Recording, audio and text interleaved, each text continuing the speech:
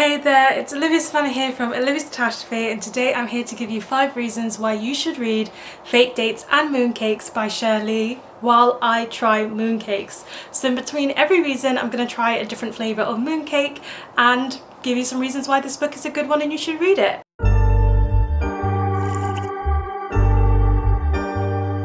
This book is following Theo and Dylan. Dylan works in his auntie's takeout shop, but the business is really struggling and he enters a mooncake contest because if he wins the mooncake contest at Mid-Autumn Festival, there'll be a whole bout of publicity for the takeaway that he works at and the business might not go under because of it. And then we also have Theo, who ends up walking into this takeout and they form a romance, and Theo needs someone to go along to a wedding with him as a fake date. So that's what this book is about, and the number one reason why you should read this book is because it does the fake dating trope so well. I enjoyed the fake dating element to it as someone who's a big fan of that trope. It's one of my favourite romance ones, but I also like that it did a bit of a reversal on some of the tropes that this book has. So instead of the only one bed trope, there's only one of something else, which I'll let you discover, but there's also a couple other reversals that make this one a bit more fun and refreshing. Box of mooncakes just arrived and they're beautifully individually wrapped. I bought these from a seller on Etsy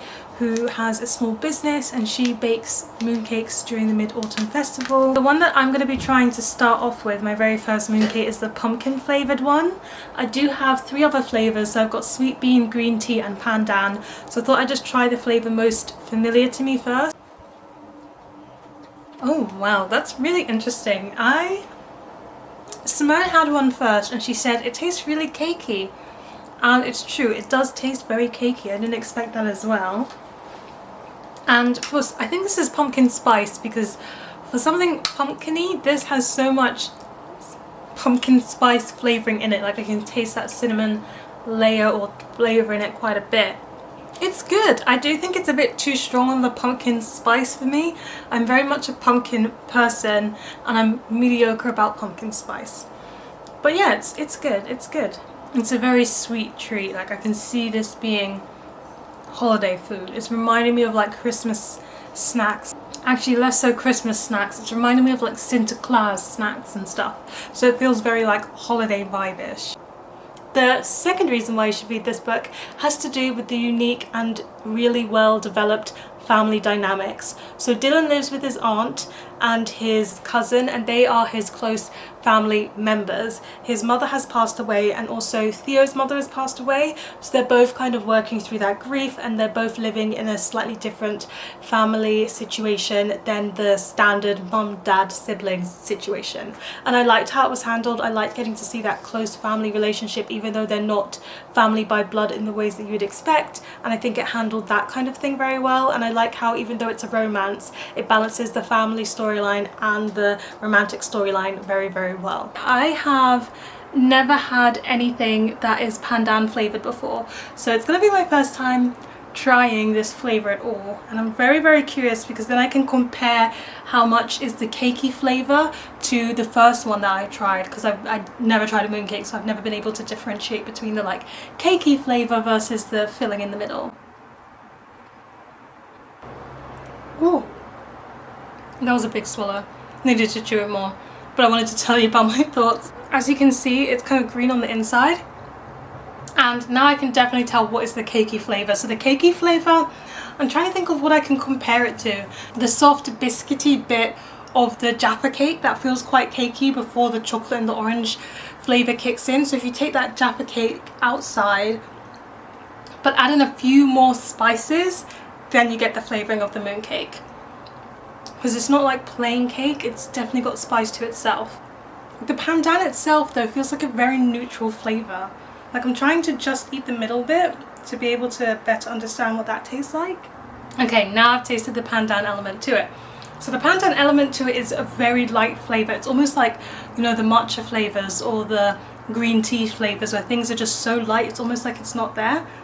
And it definitely blends into the cakey flavour that is in this as well. So it's good, but it's a bit too neutral for my taste. So the pumpkin spice was too strong and this is too neutral. I need to find the filling that's the sweet middle bit. The third reason you should read this book is simply because of the mooncakes, okay? They're gonna make you so hungry. I'd never heard of mooncakes before reading this book, and so getting to just learn about how they're made, the different types of mooncakes, why people eat mooncakes, what the pattern stamped on them might mean, it was all so fascinating to me. But that's not the only food that is featured here. There's a lot of talk about fried rice that had me craving fried rice while reading this book, and there's also quite a bit of talk about soup dumplings and how those are made. And as someone who eats a lot of soup dumplings but has always been mystified by how they get the soupiness inside of the dumpling, it was really nice to learn about how they were made as well. Okay, so I'm here to try another mooncake, and the mooncake I have here is the green tea mooncake. That's quite nice. So this one is green on the inside as well. As you can see, quite green. And the green tea flavouring in this one is strong. This is stronger than the pandan flavouring was, for sure. It's as strong as the pumpkin spice was. Like, I could immediately taste the green tea flavouring. And I am someone who does like a good cup of green tea. I haven't had it in a while because I've been trying lots of different flavours, but I really like it. I really like how, I just really like how it has that tea flavour. I don't know, I think cake and tea is a very good combination, so having it wrapped up in a cake is just delightful. I am not surprised that so far my favourite flavour has been the tea one. I am a tea lover, and yeah, it's just nice. I think it also works really well for the texture. The texture is so cakey and gelatinous, and you can see that there's like bits in this. I'm not sure what the bits actually are, but when I was trying the pumpkin spice, I could definitely taste bits of pumpkin in the filling, and I could taste bits of pandan in the filling, but I can see as I've just ripped it open here that there's like some granules in there, which I don't know what that could be for green tea. Maybe herbs? I don't know. It's good. This is my favourite so far. The fourth reason why you should read this book has something to do with the characters. So both of these characters are gay and both of these characters are East Asian American, but none of them are insecure. I love that they're so happy and secure with who they are and where they are in life. Even though Dylan works at a takeaway, which some people might look down on him for doing so, he's still content. He is happy with his takeaway. He is not ashamed of who he is or the fact that they don't have that much money. He is just so secure in who he is as a person, and I liked that they're both so secure in who they are, and it means that any of the tensions that come from this book are all external. It's not an identity crisis book, it's not a grief crisis book, it's not a money crisis book. This one is focused on external factors making the drama around them, which I really liked. Okay, what we're going to do now is we are going to try my final last mooncake. This is the red bean paste mooncake. I've actually never had anything red bean paste flavoured, even though I've heard so much about red bean in books and in TV and in photos and media. So I'm very, very excited to try this little cute one, my last one. I'm not sure why. Oh, it's white in the inside, by the way. It's white in the inside. I don't know why that I thought it was going to be a stronger flavour, because it is a bean flavour.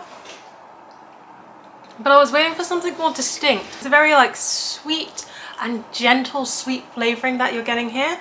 I really like it, but it hasn't beaten the green tea flavour. So ultimately, of the 4 mooncakes I've tried, the green tea flavour is my favourite. And then I would say actually sweet bean paste, and then I would say pumpkin spice, because it was really good at doing the pumpkin spice flavouring even though it was strong, and then last but not least I'll put the pandan flavouring because it was too gentle for me. But this is really good. And the fifth and final reason why you should read this book is because of the ending. I really liked the end of this book, and it just made me feel very cozy inside, and it was just so heartwarming. And a lot of things happen that get resolved towards the end of a book, as with any other book that you can think of, but in particular when it ended at Mid-Autumn Festival time, I just love when books have a major holiday or a festival in them, because it is just so festive. That's the key word here. It was heartwarming and it was festive, and they were in the Chinatown district and everybody was celebrating alongside them, as well as different elements of tensions getting tied up. It worked so well and wrapped it all up in a very very neat, not too long romance book. I don't think romance books should be too long, which is another reason to read this book. But yes, really enjoyed this, and I really enjoyed getting to try mooncakes for the first time. Please let me know in the comment section down below, have you ever tried mooncakes? Would you want to try them? And if you have, what is your favourite flavour? Give this video a thumbs up if you enjoyed it, hit the subscribe button if you want to see more, and don't forget to hit that notification bell to be updated every time I have a new video. And you know what they say, onwards and upwards. Excelsior!